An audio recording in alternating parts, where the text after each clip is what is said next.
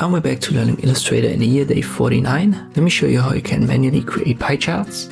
Use the ellipse tool and hold shift when we left click drag to have a circle. And we need the transform menu right here. We specifically need that, so go to window and click on transform.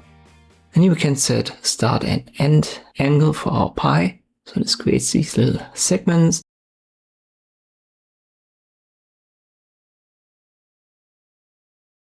Let's say you want to have 35% displayed. So this is 35 degrees times 3.6 because the circle has 360 degrees. Therefore, when we have 100% specifically, we simply divide that and that makes our factor of 3.6. Hold Alt, drag a copy out of there.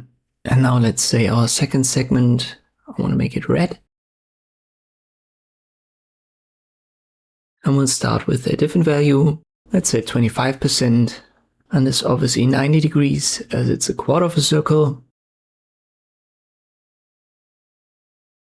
But now we have to find the right rotation angle, and this can be simply found here. It's the end of the black segment. This needs to be the start of the red.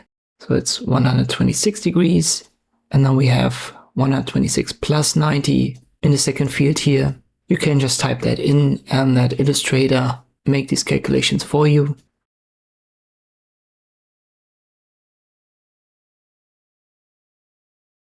Again, hold Alt, drag the next segment out of there, give it a different fill color. This time, let me make it green.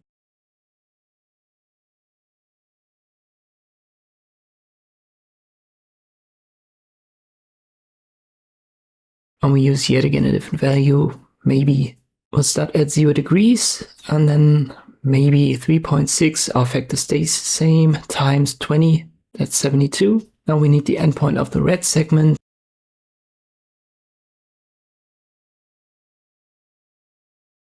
This is 216, so we use that as a start angle, and then 216 plus the 72.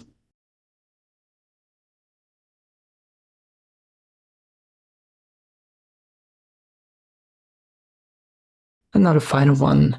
We know that we have 100%. Let's just say our data set adds up to 100%. So we can simply put that here and then use these circles. We know that our end has to be 0 and our start point needs to be the end of the greenish element, which is 288.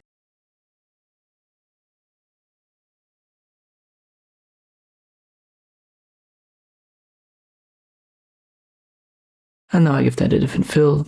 And we've got these 100% then displayed correctly in 4 different data sets. So this would be the manual way to do it. You can use these circles throughout, but you can see you're not going to hit the spots perfectly.